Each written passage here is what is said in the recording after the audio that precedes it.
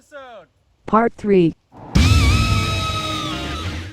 Welcome to part 3 of our video look back at Fujimoto Tatsuki's Chainsaw Man. In this video we'll be covering volumes 8 through 11, finale to our story so far, which at this time of writing ended about 6 months ago in December of 2020. There's still no anime release date, still no manga part 2 release date, and so for now, this is our marathon's ending. We've now covered Fire Punch, all of the author's one-shots, and the first 7 volumes of the series Chainsaw Man. Fujimoto has grown leaps and bounds, and this will probably be our most broad video in the series because at this point the art and expressions are so important to the experience that while I still will do my best to summarize the plot, it's more interesting to talk about what this all means for our characters. And one last time, if you haven't read this already, I highly recommend you do so. This is compared to some other manga, a really short series, so I think it would be worthwhile for you to check out yourself before diving in. If you're just joining us now and you're interested in watching the previous videos before this one, the links will be in the description below. Alright, let's get into it. Volume 9, chapters 71 through 79. We open with our first popularity poll. The top 3 are Power, Makima, and Aki. Then Rei's, Denji, Angel, and Kobene's car. And then Kobene, and Pochita, and Hirafume.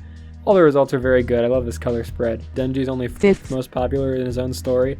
I feel like normally in shonen manga it's always the protagonist who's number 1 by a long shot, but not here. And then that Power was gone for a whole arc and did almost nothing until now, except hit Denji with a car, and was still number 1. Then the Kobene's car was more popular than Kobene was.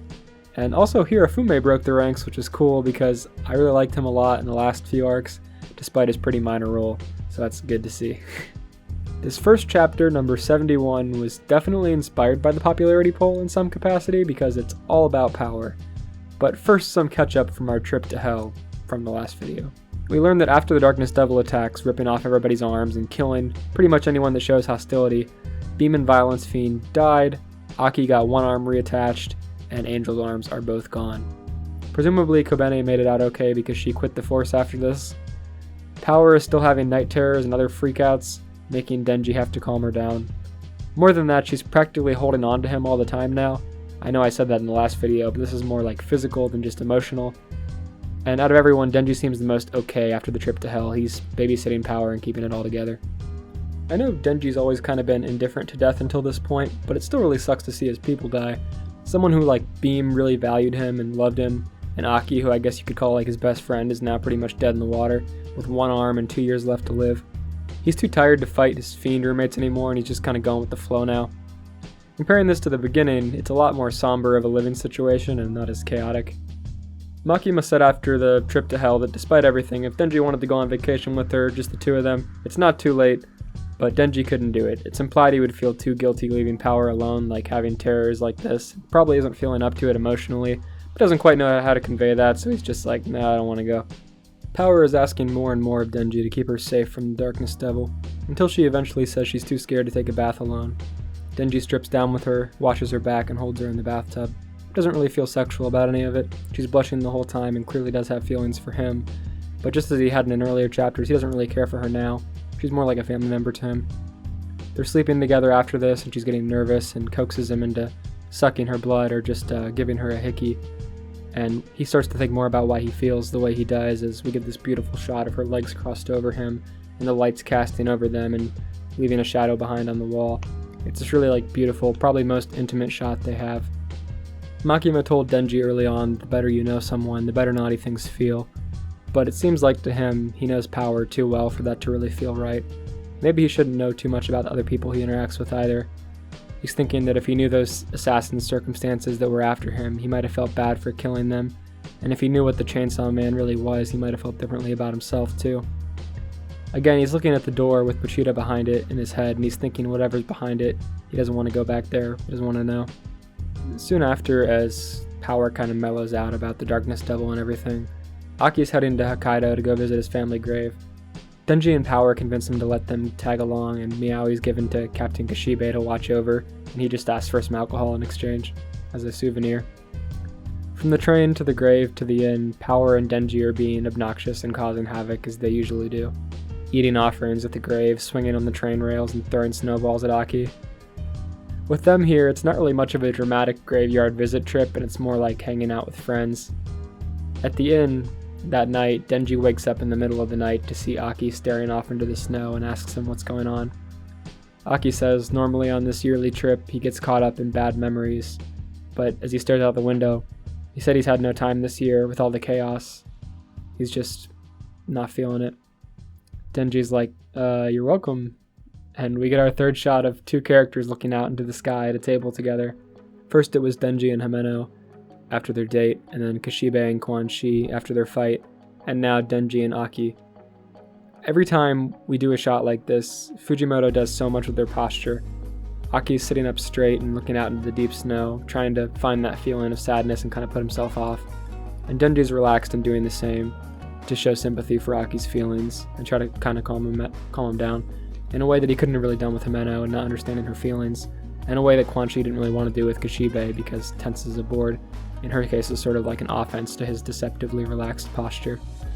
We flash forward to after this trip and see Kishibe at a table with Aki, and Aki is spacing out. He kind of half-heartedly admits that he wants to pull Division 4 out of the Gun Devil hunt, and he's had a change of heart. He's getting cold feet. We see flashes of Denji in power, his new family that made this year's trip to his old family a little bit easier, and he wants to keep them safe. Kishibe is surprised. He says that by doing this, Aki won't even know for years if the Gun Devil mission was a success, and he couldn't really get closure on his current lifespan, but Division 4 wasn't crucial enough to matter anyways, so he'll put in the request. Once Aki gets back home, Power and Denji make dinner for him, and Aki's like, oh wow, okay, you guys actually made dinner? I don't recognize this as food, but I'll give it a try. And he takes a bite and throws up, and Denji and Power just watch on as proud parents. I really like this mini arc of Aki hanging out with Denji and Power, even if it does feel like a setup for something horrible. It does make them feel like a family and friends together.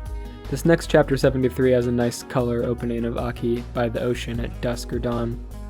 The next morning, Aki notes that the Power stopped having night terrors, or at least stopped screaming. She says, yep, she thought more about it, and actually she did defeat the Darkness Devil that one time. And Denji's like, yeah, that sounds right, I think you did do that. She's like, smiling, like, yeah, I did do that. And they're all called down to HQ, and Makima has big news. Aki's allowed to not go on the expedition, but Power and Denji still have to go. And Aki's like, wait, okay, in that case, I do want to go. And Makima's like, okay, Aki. Well then, what I'm about to tell you cannot leave this room. And we find out the big news, which is their enemy, the main villain of this story so far, the Gun Devil, has already been defeated and confined. Its body is controlled in pieces by different nations around the world. 20% by America, 28% by the Soviets, 11% by China, and 4% by other countries. And then like 37% as little flesh pieces eaten by devils everywhere. Aki and Denji are both stunned because both their life missions are just over now. And Aki says, what about those who attacked us? Weren't they contracted with the Gun Devil? And Makima was like, no, they were using man-made guns and lying about their contracts. Guns distributed by governments to them as the fear of guns slowly grows again. So does the power of the forces that control the largest pieces. So this is intentional. The governments want to get that gun fear out there. And so she says, the Gun Devil expedition is still on, but what it'll actually be is a kind of war. Outside after their meeting, Aki is slumped back on a bench in disbelief. He's like, the Gun Devil can't be killed. It's gonna live forever, as a superpower of war. And at this point, I can't help but feel there's a legitimate anti-gun message in here somewhere. Denji is more just annoyed he'll never get with Makima if he can't actually defeat this thing, and sympathizing with the slumped Aki in his own way. And then Aki sees a horrible future in his eye from the Future Devil. So he goes home and calls the Future Devil out, who says, no, you say, the future rules, and then I will come out. And Aki says, yeah, okay, well, what did you show me earlier? That was really scary. And the devil's like, what? That was a future soon to come. A future absolutely unavoidable. You and Power will be slaughtered by Denji. After that, the devil that devils fear most shall appear. Which, holy shit, we're already at our endgame? How's this gonna happen? Is Makima gonna make Denji do it? Is Denji going to swallow a piece of the Gun Devil? Or open that scary door and lose control? Who is the devil that devils fear most? It can't be the Gun Devil, because guns aren't that old, and we know now that primordial devils are super strong, so does the Chainsaw Devil have like a primordial form, or some past we don't know about? Well, we get another huge twist in chapter 74. In this chapter, Aki visits Angel in the hospital to wish him goodbye before leaving on vacation. Aki says the future devil showed him his death and he'll be killed by Denji. With no arms, Angel can't really be useful to the hunters and will probably be put to death too, so Aki wanted to give him a letter of recommendation from himself and Kishibe before he's gone, hoping that by making contracts, Angel can live on in some way. And Angel's like, wow, I appreciate this a lot, thanks, but I got no arms, so I can't really do anything for you back.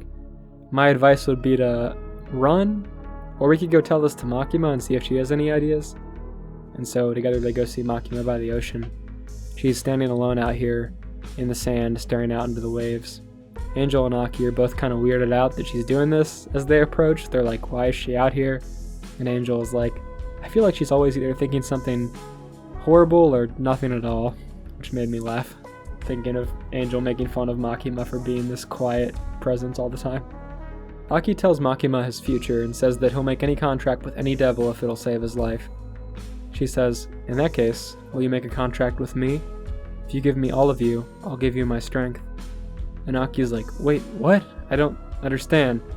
And then this time Makima stares at him with her huge rimmed demonic eyes and says, Hayakawa, this is an order.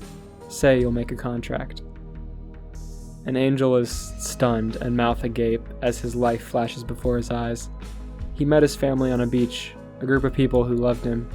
The person who taught him to speak, who taught him to build a house, and taught him to swim. All these people were in his life before Makima came. She arrived one morning on the shore and asked Angel, show me your power. That's an order. Suddenly, it was night, and looking up into the sky, Angel saw black. He said, what happened? And Makima says, you have a good power.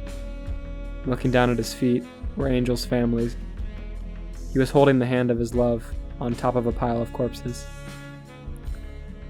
In present day, he gasps and turns to Aki, who agrees to the contract. And the next 5 chapters are just a blur.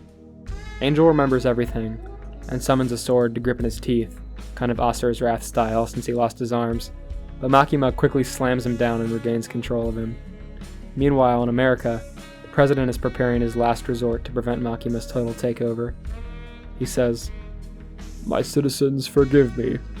Gun Devil, take a year of life from the American people. In exchange, kill Makima, the Control Devil. The Gun Devil descends for 12 seconds in Nakaho, Japan. We see a church choir singing by the ocean. In the background, enormous bandoliers fall hundreds of feet down, touching just above the ocean. From there, all of the Gun Devil's abilities activate. What it boils down to is almost every adult and child within 1 kilometer of its location is shot through the head instantly, blowing buildings and landscapes apart with its sheer force. This goes on for almost 2 entire chapters, the names of its victims filling every blank spot on the page, and bullets like meteorites or heavy rain, falling on the world so dense it blackens the sky. Civilians either watch from far away or fall prey to the onslaught. Makima is seen about 500 kilometers away.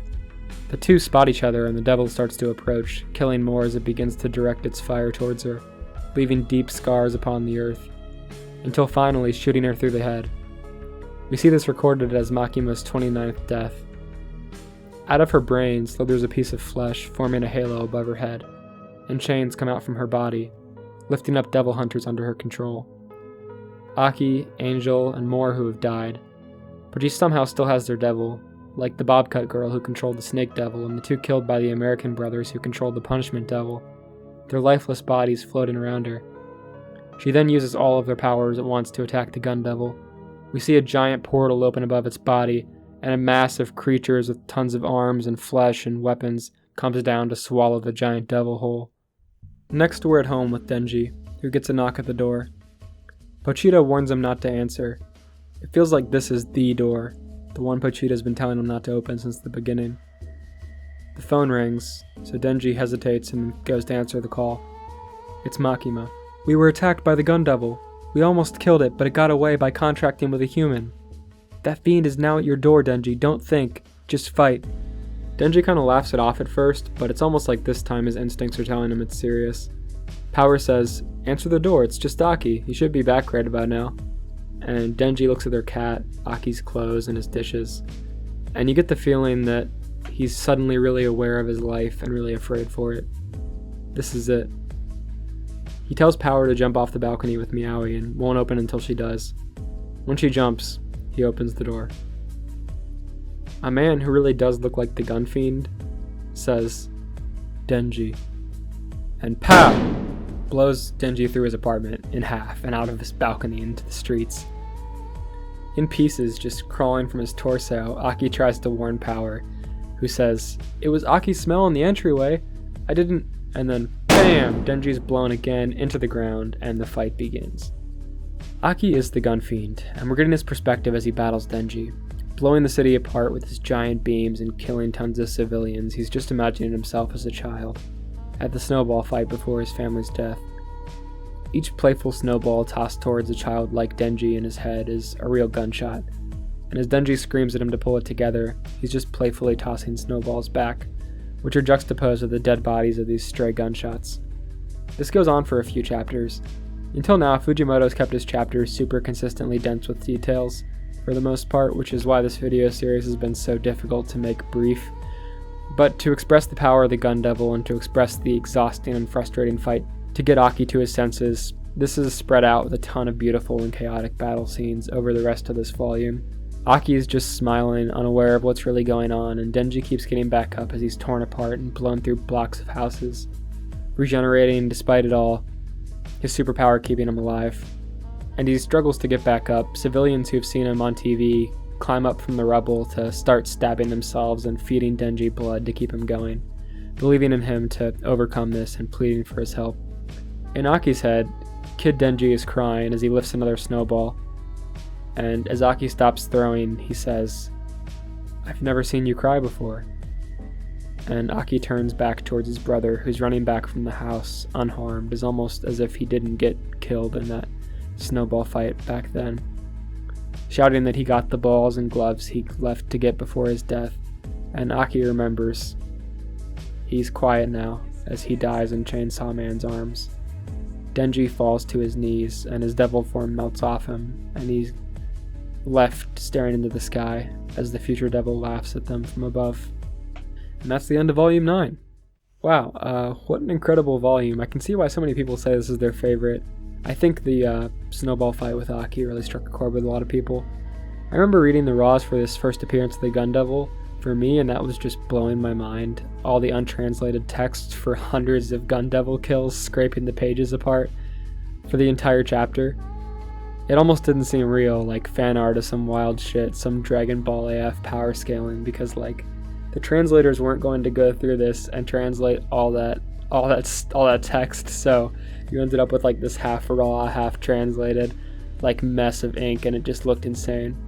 The thing that interests me right after this volume is Denji's door. Like, was it actually meant to represent the door to the gun fiend Aki?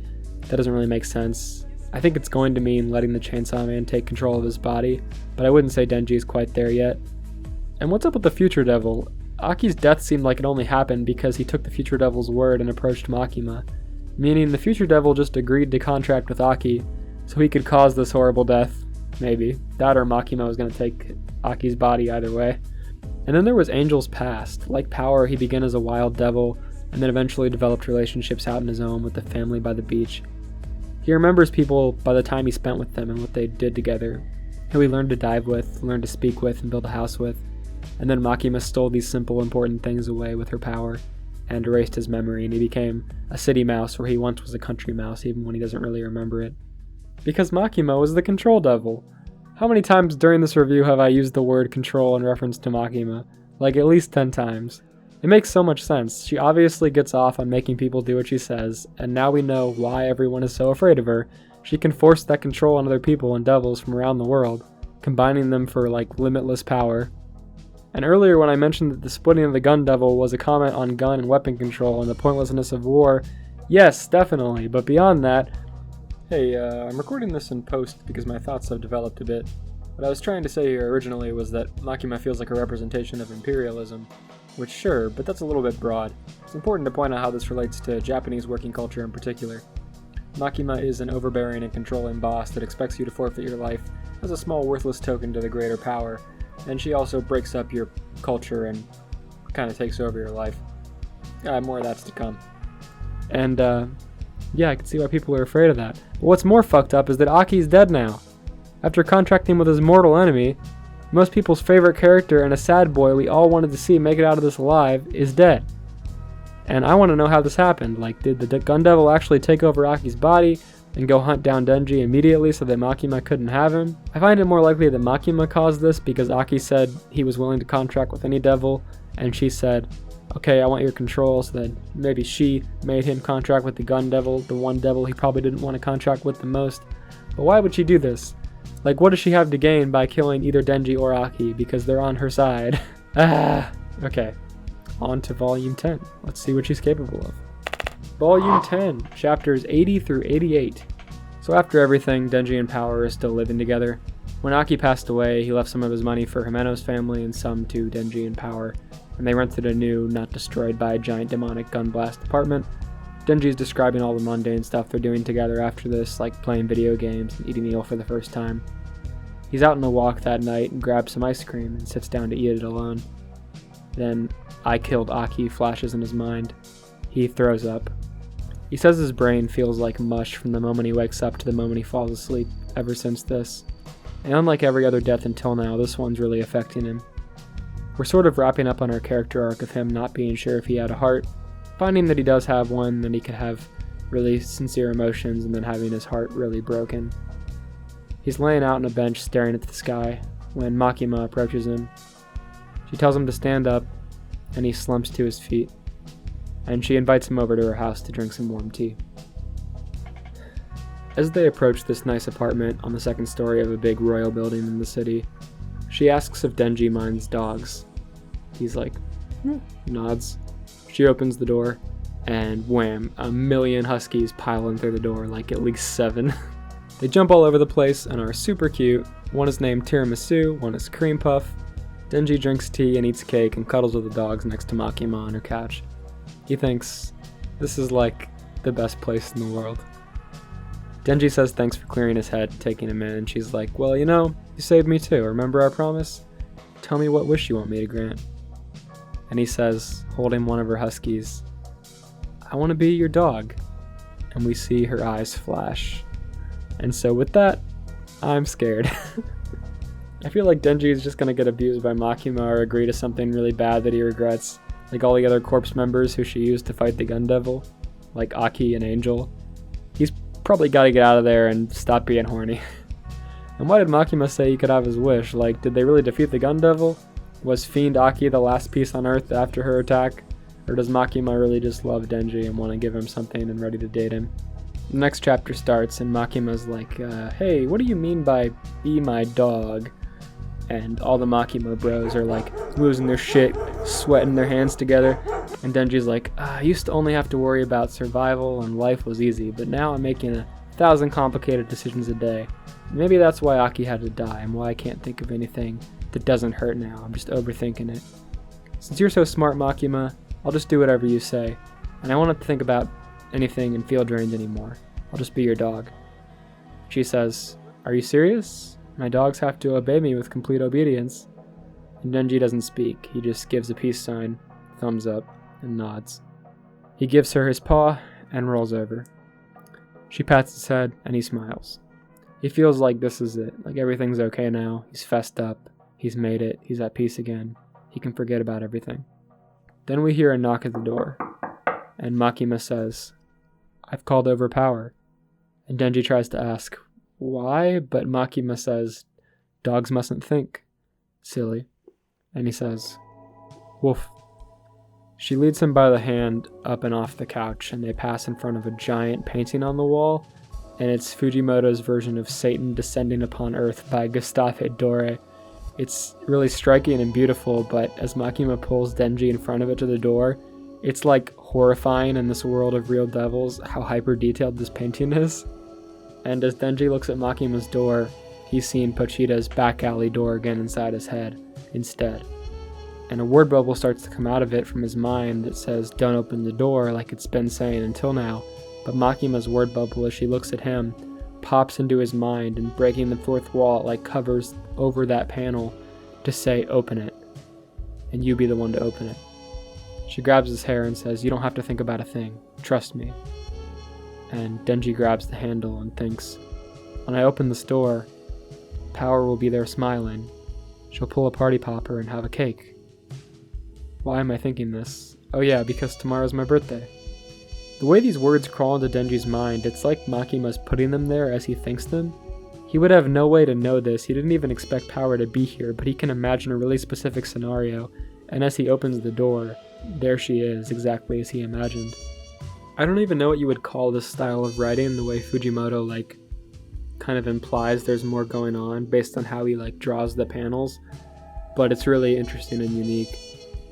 Makima raises one arm from behind her back up towards Power, pointer finger and thumb like a gun, and says, bang, blowing Power apart and killing her instantly. Makima turns to Denji and smiles and says, you're cold again, shall we go back inside? Denji is stunned, his mouth just open wordlessly. Makima, what the fuck? Was she jealous of Power? Was she jealous of Aki? And she doesn't want Denji to have friends? Is that what this is all about? Having total control of the one she loves? We're back to this like ultra abusive love interest thing again. It's really weird. Obviously. Is this door just a metaphor for not letting people control his life and lead him down this dangerous hole? What is this door? Is this actually a door? Next chapter. This is really hard to read one chapter at a time as a reread. It's killing me. I'm reading these like one chapter, then talking about them so that I'm not spoiled and have any like retrospect for the point of this. But this is such a fast-paced thing right now, I just want to keep reading ahead. Next chapter, Makima takes Denji back down to the couch and makes him take off his shirt, and then lays on his lap and starts laughing so hard that she tears up, and her facade is just like shattered. She says, your contract in exchange for living a normal life, but she gave you a heart. So to break that contract, I had to break you. She gives him a big brother Aki, food, money, and a bratty little sister Power. She gives him all this stuff and then takes it away. And she says that from now on, any happiness or normality from this point on, she'll be the one to create and destroy it. She says if you overcome your grief and make friends, if you start a family and get married, I'll kill them all, because you need to atone for your sins. And then she opens his door, his real door, and gaslights him for what he'd been repressing, that he killed his father. We see a child Denji looking through the open door on his dead dad, an adult Makima squatting beside him. She says, we're finally able to open the door, huh? Someone who murdered his father? You have no right to wish for a normal life, right? And he says, uh-huh. Sometime later, at Makima's house, she's sitting on the floor eating toast on the table, and Denji's laying shirtless on the couch, facing away from our point of view, just looking like one of her dogs laying there, as she has this perfect jam and toast life he'd been dreaming of, and he's just dead mentally. Well, that was chapter 82, and holy shit, Makima actually ruined Denji's life and made him want to die, trying to gaslight him, break him, and take his contract away. I wonder if that's how she gets controls of devils, just finding the human weakness or breaking their contract, or if she's just making Denji a pet project for fun, for abusing him. No pun intended. As soon as she brought out those huskies, I knew something was fucked up. That was like the ultimate trick villain move in Fire Punch, that she had all these animals and was a good person, and then actually just horribly abusive. Well, next chapter. Sometime later, Makima's leading Denji down a long hallway, her new pet. Fiends are lined down the hall, taking one knee in front of them, some beheaded as they approach. We see the Violence Fiend, Shark Fiend, Spider Fiend, and more. She says, these were all your followers. They put their lives on the line to protect you. They've all been waiting for your resurrection here. Oh, okay, that's right. We said that Beam was a Chainsaw mega fan, but I guess he probably had more followers too than just Beam if he was so cool and epic. Before Makima can say anything else, a rocket launcher hits the side of the building, illuminating her face with fire as the corner of the complex just explodes off, and we see a SWAT team led by Kishibe rush in, ready to breach the building. They start filling Makima with bullet holes, and 6 hunters across the way on a roof of some building all slit their necks and summon the Hell Devil. Their bodies light on fire and their organs climb out from inside to form a giant flaming centaur with its skin peeled back on his skull into a smile, the Hell Devil. So they just bust in and beat the shit out of Makima and summon the Hell Devil. Seems like overkill, but probably not. Makima's body limply raises her head to say, "Save me, Chainsaw Man." And Denji is standing there. His stomach bursts open and his organs wrap up around his neck, and he stiffens up and then forcibly pulls his chain. In an instant, the Hell Devil is in pieces, and Chainsaw Man is behind him, standing there, 2 blades on each arm, more than we've seen until now, an organ scarf around his neck. He's hunched over as blood flies and covers his body, and the Hell Devil behind him is destroyed. In the next chapter, a hunter starts coughing up blood, one of the ones that summoned the Hell Devil, to give a little bit more into his mouth, and says, "You die after you finish your job."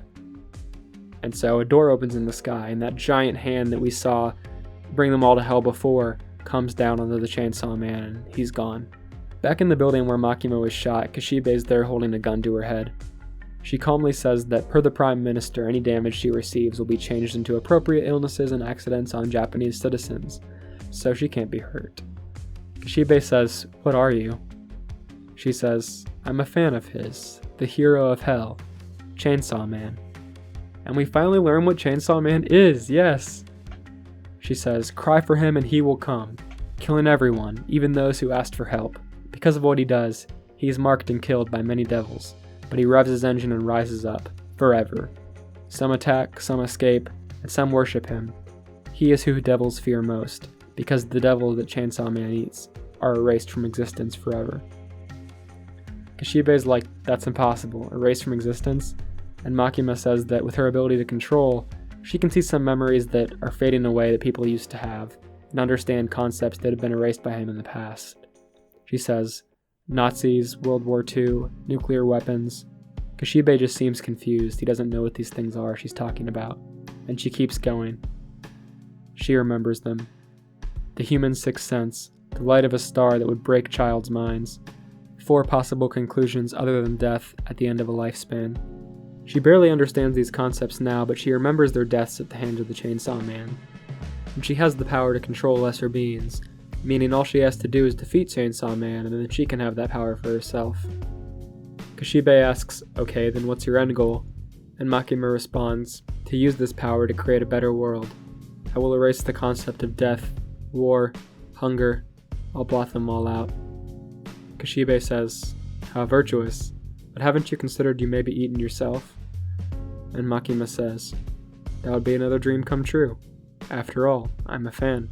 Outside, that door in the sky that once swallowed Chainsaw Man begins to crack and drip blood before Chainsaw Man bursts down feet first out of the door. And we get this insanely dense heavy metal shot of him just A-posing blood and guts. This last shot of this chapter is one of my favorite panels. I really want it without that little chapter bump at the end. I just want the picture of this. It's really cool. Makima mentioned to Kishibe that the Prime Minister wouldn't be on her side if she had an evil goal, but like, come on, it's Makima. She gets what she wants. It doesn't really matter if the Prime Minister likes it.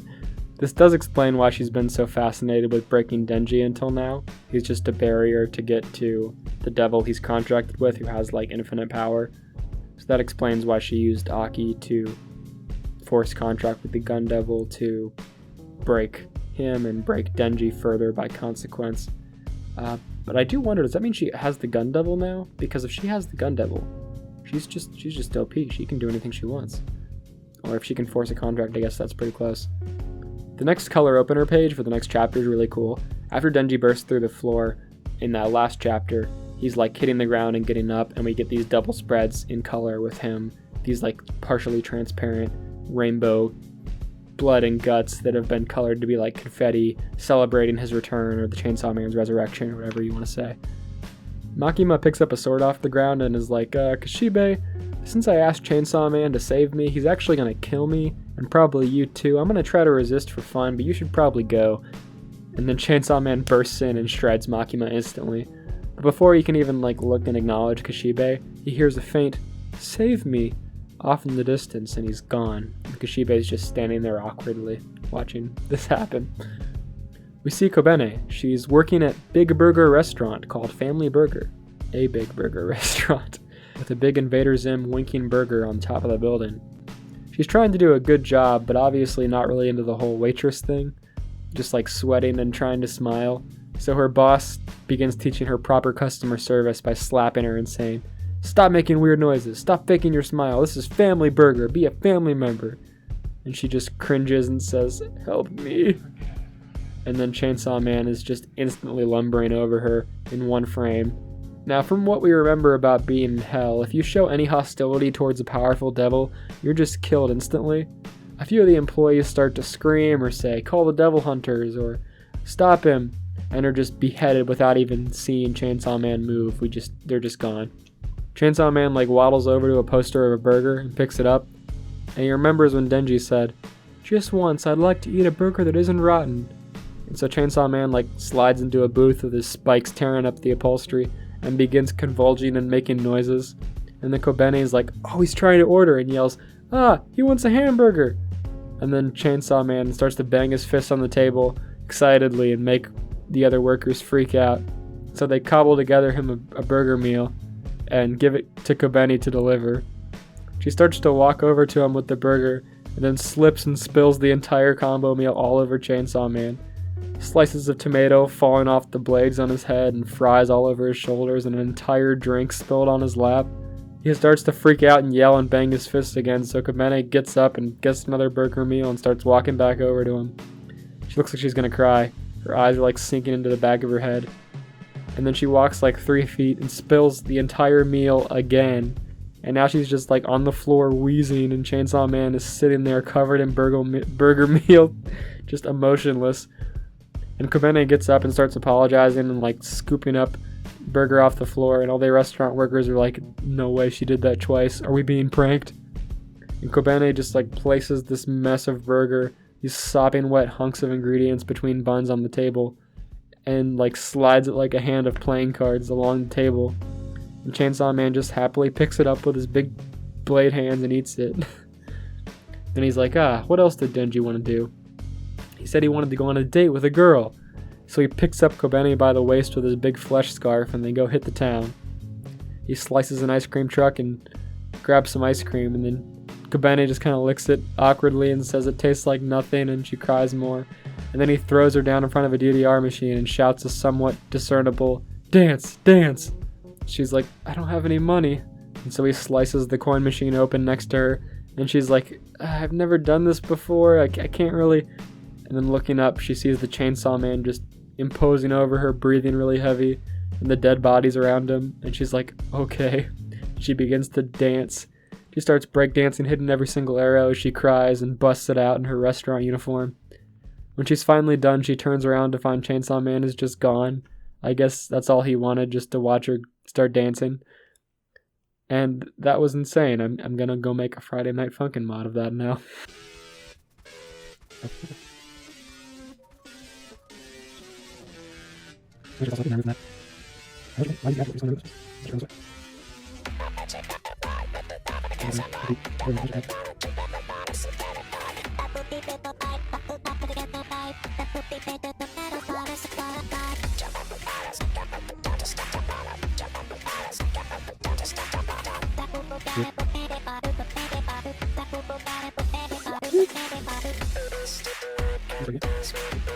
Oh my god.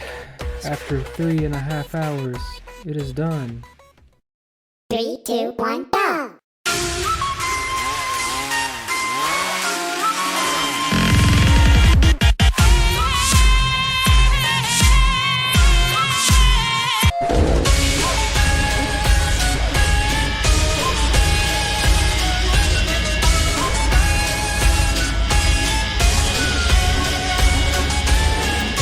Yeah. So Chainsaw Man is sitting on a roof opposite of Makima after forcing Kobene to dance. She's still not dead, she's just standing there. And she says, it seems we've been noticed. You can come out, everyone. From behind her walk 7 hunters. The first 4 I don't recognize, the next 3 should be dead, but somehow Makima has them here under her control. We see Katana Man, the Mafia dude's son, Reze, the bomb devil, Reyes, Denji's ex and a Russian hitwoman, and Quan Shi, the Chinese archery fiend, the first devil hunter, who's fondling Makima's boob. Makima says, winner gets a date with me, which is fucked. She'll just use that line on anyone now. It's not even special for Denji anymore. It doesn't even matter because there are people that are for sure under her control and can't say no even if she wanted to go on a date with them. She also says the people that are here are no longer devils, fiends, or humans. Their names have been erased by the Chainsaw Devil, but unlike most, their forms remained. Which is like, is that true? Because Reyes is here, Denji definitely didn't eat her, or the other people that are here. Maybe he like sipped on their blood a little bit during the battle, that could count. Maybe the mouth to mouth with Reze where they made out, he had a little blood in his mouth. I don't know. Makima said Chainsaw Man once upon a time fought her, the weapon devils, and the 4 horsemen who are here now, and then escaped in a new form, which was probably Pochita as a little dog bleeding out like we saw him at the beginning when he first met Denji. All these people transform and attack Denji. Let's do a quick roundup and guess their weapons. Let's go right to left, top to bottom. We have bomb, flamethrower, claws, I would say. Kashibe did contract with the Claw Devil. Spear, longsword, bow and arrow, and katana. I'm guessing that the long-nailed girl is a horseman, maybe spear, sword, and archery too. They fly through buildings and mostly get their shit kicked in. Katana Man tries that swordsman appear behind you, ka-ching, move, but this time he explodes in blood and Chainsaw Man remains motionless. Makima seeing this says, okay, maybe this is unwinnable. All our people instantly get their shit hit. I didn't really plan to talk about fights too much because I don't think there's typically a lot to say. It's not as interesting as the rest of the story, but the last chapter of Volume 10 has some really sick shit. So Bomb grabs Denji and explodes him up higher and higher above the buildings like she did before. And then Spear begins throwing poles through his body and piercing him, shish kebabbing him. And then Makima aims her finger guns and starts blasting holes in him. Bam, bam, bam, up into the atmosphere and into space. And she says, how long can Chainsaw Man breathe in space, I wonder? And Chainsaw Man just rips out his heart, holds it out in front of him, and then axe kicks it down back to Earth. As it sets on fire like a meteor going into the atmosphere, Chainsaw Man's body begins to form in a ball around it, and then like a mile from the ground he regains his balance and kind of focuses on the devils below him. And then he shoots chains out of his hands at all of them, and then pulls them all in, and pulls his arms in, and then shoots his arms out, and whips his arms back and slices them all up, his big blades being panel separators in this double spread, destroying all the devils at once. The way this spread is laid out is so cool. It's just, oh, it's amazing. I love the unique Fujimoto panel dividers. They always look so cool. That was Volume 10. Volume 10 was rough. Denji wakes up, gets sad, gets super sadder. Makima abuses him and resurrects Chainsaw Man, sending him on a rampage. And her end goal was to do just that. She wants to fight him, hopefully control him, but he's kicking ass and hasn't been touched since going full demon mode.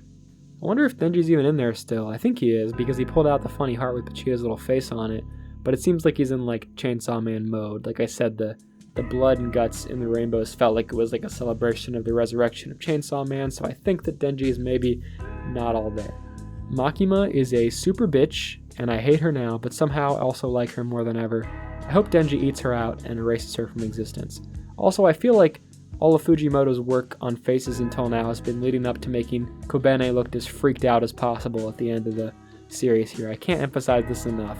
Her faces are just horrified. On to Volume 11, the final volume.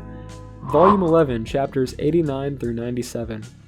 This first chapter, 89, is an incredible opening to the last volume. It gives me shivers. Around the world, people are cheering that Chainsaw Man saved the world. He killed the Gun Devil, he killed the Typhoon Devil, he rescued civilians from a giant bat and an army of dolls, but as they chant on TV worldwide, it's eating Chainsaw Man alive. As Makima said, humans are like dogs, stupid, easy to handle, easy to fool. Devils who are made from fear gain their power from the hatred of others. So as the world begins to love Chainsaw Man, he is dying and he's losing his power. We see Kobene collapse off her DDR machine and say, I got a perfect. Why was I even still dancing?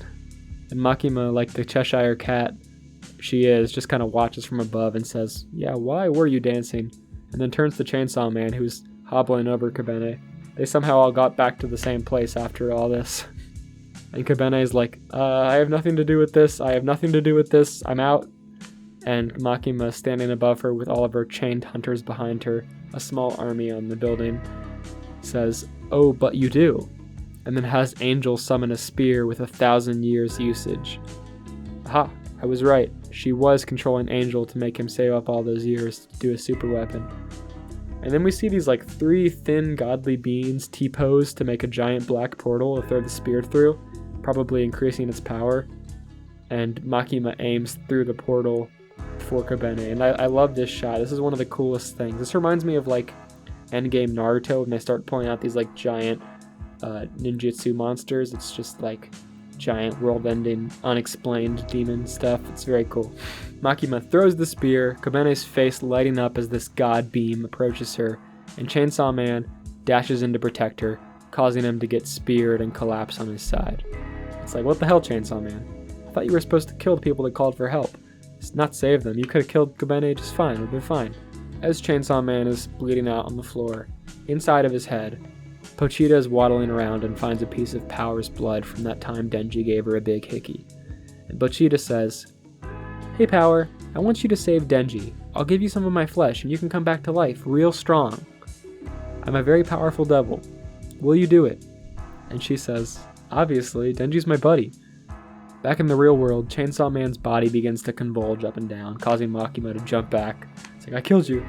And out pops the full power Blood Devil, laughing her head off and making everyone's blood burst out of their bodies as knife and spears, shouting, "Strongest, strongest, I'm the strongest, Makima's trash, Makima's nobody, I'm the first president."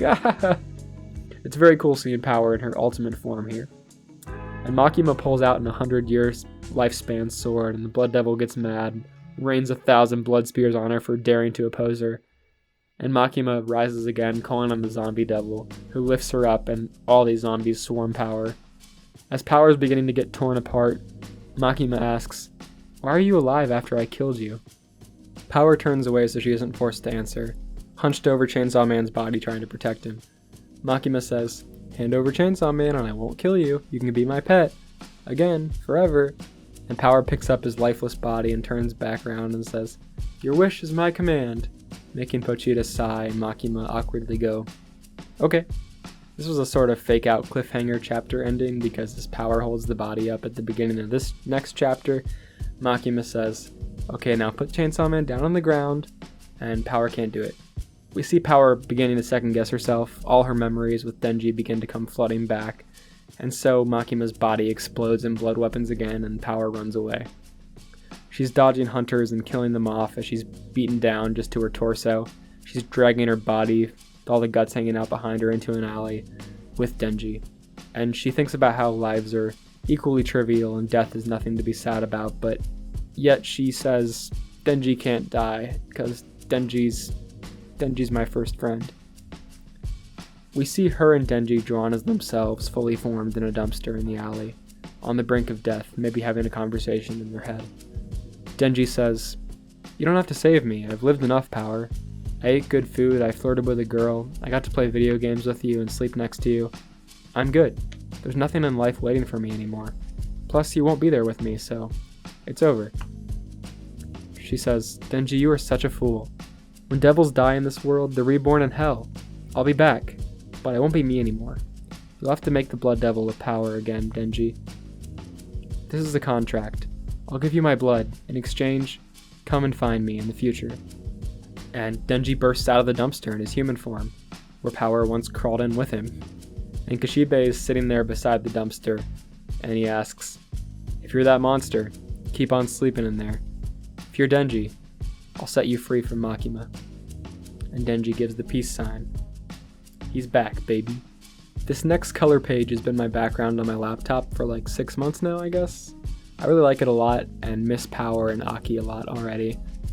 Having agreed with Kishibe, Kishibe leads Kobene and Denji into a basement somewhere far away. It's empty except for some boxes, a TV, and an armchair. He throws them some gas station food and says to eat up while they have a chance. They're now isolated from the world in protection with Kishibe. Kobene's like, "I saw some bad stuff. Makima's gonna kill me, huh?" And Kishibe's like, "Yep." And she's like, "I can't phone my family anymore, huh?" And Kishibe's like, "Nope." Kobene actually seems relieved not having to deal with her parents anymore and her frustrating family dynamic, but she's still shaking in fear. She turns to Denji and says, "Must be nice to be able to revive and not die, huh? And Denji's like, nah dude, my life feels like shit. I never make any decisions for myself. I've always been living in obedience to someone else like a dog.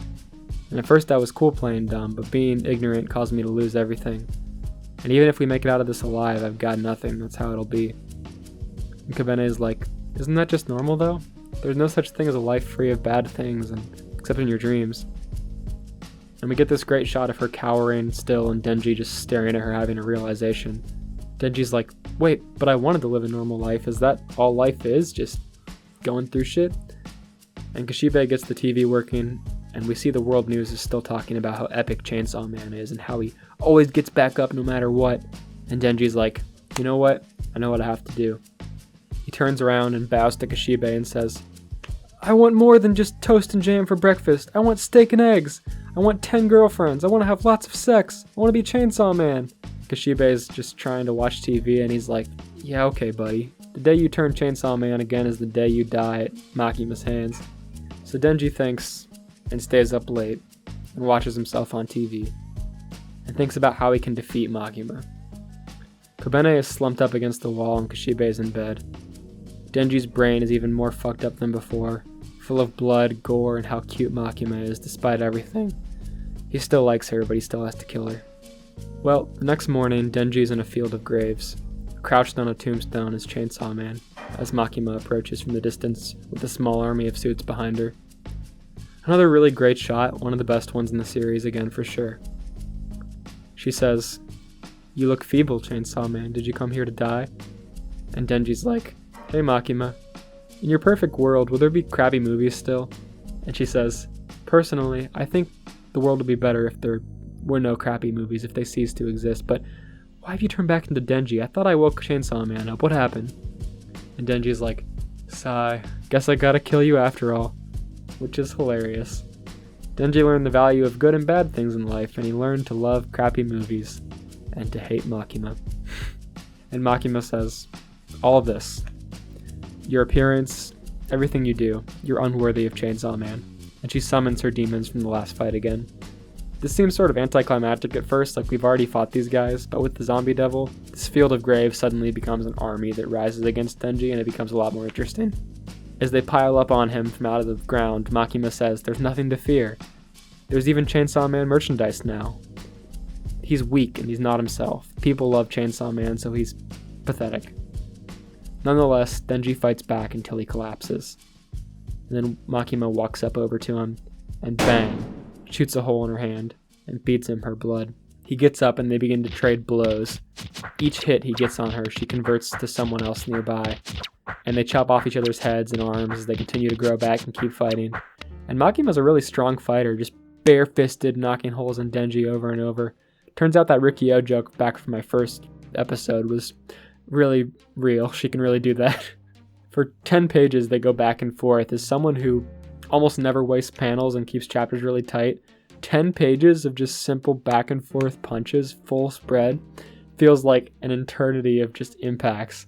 I mean, you know that 7-page Jojo Giorno punch? This is 10 pages of just beheadings over and over again and heavy punches. Finally, on the 11th page, Makima rips out Chainsaw Man's heart in this really high detailed shot. This like beautiful spread again, check this out. As she pulls further away and begins tearing the heart from his flesh, she continues to berate him for not being Chainsaw Man. She says, it was unavoidable you'd lose to my bare hands. What must I do to make you give up on this world, Denji? Chainsaw Man doesn't wear clothes, he doesn't talk, is entirely chaotic, and yet you were chosen, despite not getting him or being like him at all. If you're gonna get in the way, then die. She fully rips out his heart, and then lights a cigarette, sits and smokes against the tombstone in a pile of bodies. Jesus Christ, Makima. As she cuddles the still beating heart of Pochita, having finally gotten her goal, saying they'll be together forever. One body rises in the distance, and suddenly Denji's right next to Makima, holding up a regular old chainsaw. Her face is in the reflection, referencing one of the original pieces of artwork for this series that's still the header of Shonen Jump now.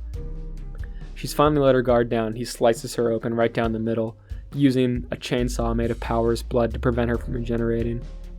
He says, I'll be taking my best friend back now, and picks up Pochita out of her hand and puts it in his chest. He says what she's been fighting was a weak piece of his heart, and he was hiding among the bodies here this whole time. waiting for this moment. As Makima struggles to talk back, she just bleeds out, Power's blood wreaking havoc on her insides and killing her. Kashibe's van pulls up, and Denji signals for it over, and we get a little time skip. We see Denji at home in his apartment. Kashibe says, "I'll be leaving this to you from now on, so go as quickly as you can. I don't know if this will work, but try not to die. Out of all the hunters I've met until now, you're the most suited for the job." Denji cooks a meal in his small apartment. As he cooks, he's talking to himself about Makima. He says he still loves her from the bottom of his heart, but the people who have died aren't going to forgive her. So he's going to bear his sins and become one with her. He sits down to eat and says, "So this is how you taste, Makima." All the ingredients in his fridge, those wrapped meals before he started cooking, were body parts from Makima, chopped up and packaged. And he's going to erase her existence by eating her as the Chainsaw Man, just like we learned he could do from Makima earlier. The final color page of the series is all the ways Denji eats Makima, as fried cutlets, curry, meatballs, sushi, steak, etc. The one that stands out to me most is an unnamed pile of what is probably hair, which is really gross. Then Denji goes to meet Kashibe at a park. He's walking Power's cat and all 7 of Makima's dogs. He says, "Hey Kashibe, I did it! I ate all of her and I didn't even die." He also says that he ate her out of love and didn't want to hurt her, but he had to do it. Kashibe, who's being loved by Power's cat, who he babysit that one time, nice callback, is like, "Yeah, that probably worked because of some weird phrasing with your contract, but what I want to know is how you even got the drop on Makima to begin with and kill her."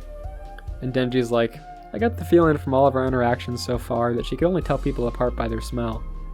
And only people that she actually likes. I also got the feeling that she never really cared about me and was always just smelling the chainsaw devil. When I plucked him off me during that fight, she never saw it coming." A little girl starts petting one of the dogs and Denji says, "Hey, little girl, this is a top secret conversation, go piss off." And she turns around and bites his finger. He's like, "Ah, what?" And then realizes, "Hey, I know that bite. Miss Makima?" Kashibe says, "Yep, this girl was discovered in China. She's the new control devil. But she's not Makima. If we left her alone to be raised by the government, she'd probably end up the same way. So I'm entrusting her to you." We see her climbing up on a dog, riding it like a horse. And then she makes an annoyed face down at her and is like, no. Turns back to Kashibe, who is now gone. And he's like, alright, what the hell? Girl, what's your name? And she says, "Nayuta." "Whoa, just like the one-shot Nayuta of the end!"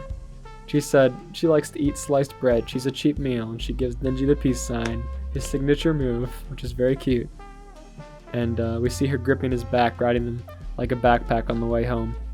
And then we see them eating dinner together and sleeping together, and she gets the bed and he gets the dog, because he only has one bed in his apartment.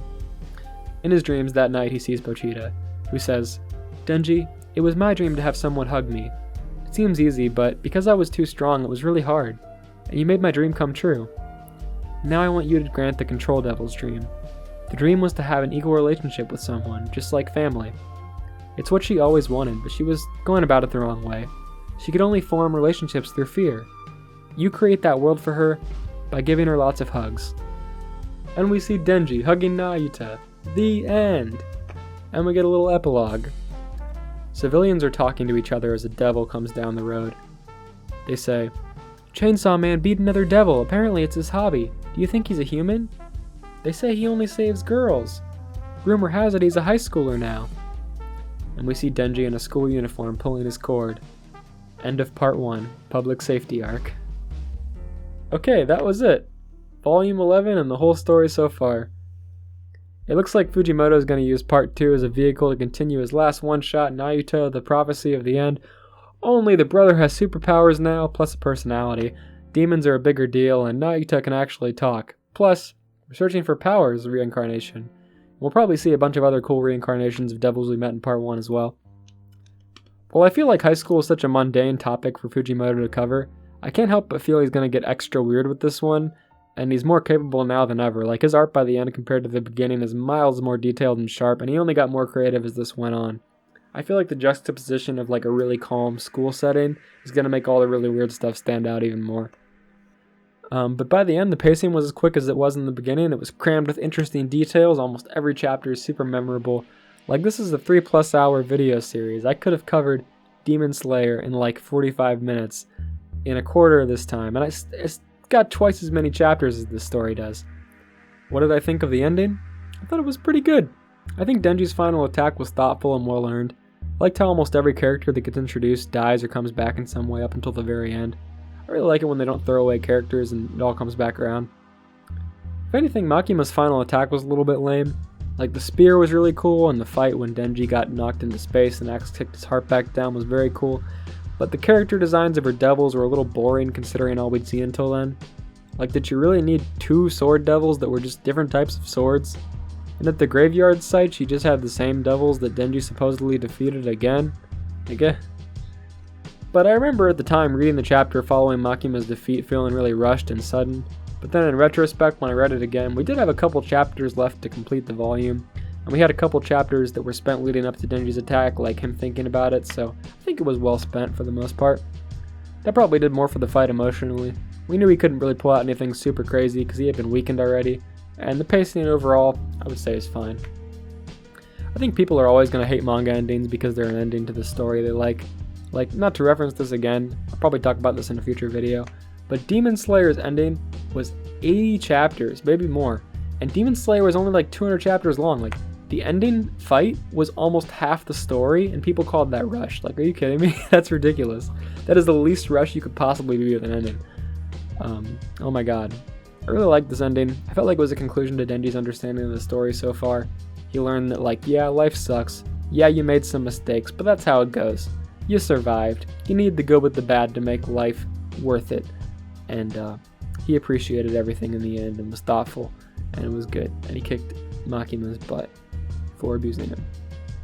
I'm looking forward to what's next, and I hope you'll join me then. For now, you can check out any of my other manga videos, and I'll be back in a couple weeks to talk about something new. Finally, we're going to be doing frickin' crazy BS like Build Kings, like Muscle Magic, Mashal, like some other obscure manga. It's more obscure than that one. Finally. Have a good night. Thank you for joining me. Goodbye.